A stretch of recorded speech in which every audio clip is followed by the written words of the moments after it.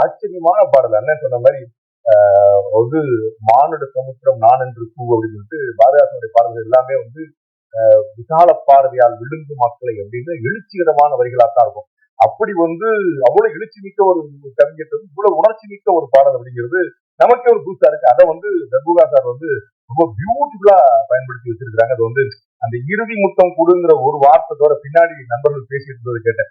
நம்ம எவ்வளவு நல்ல தமிழ் வார்த்தைகளை தொலைச்சிட்டோம் அப்படிங்கிறது ரொம்ப வைத்தறிச்சலா இருந்துச்சு. இன்னைக்கு வந்து ஒரு நெற்றியை பத்தி, ஒரு கற்றையை பத்தி, ஒரு கொம்பு தேனை பத்தின எவ்வளவு வார்த்தைகள் பாரதிதாசனுடைய வெக்காபுலரி எதுவுமே இன்னைக்கு புழக்கத்தில் இருக்காது. யாரா ஒருத்தர் கொம்பு தேன் அப்படின்னு என்ன தெரியுமா, என்ன ப்ரோ ஏன் ப்ரோ அப்படி பேசுறது அப்படிமோ அந்த மாதிரி ஆய்வு நல்ல தமிழ் வார்த்தையில காணாம போச்சு. அதை வந்து அந்த பாரதிதாசனுடைய வரிகள்ல அது தெரிஞ்சுதான் டைரக்டர் வந்து அப்படியே பாரதிதாசனுடைய பாட்டுக்கு வந்த மாதிரி போக வேண்டாம், டென்சி அப்படிங்கிற பாட்டுக்கெல்லாம் போக வேண்டாம்னு நினைச்சாரு.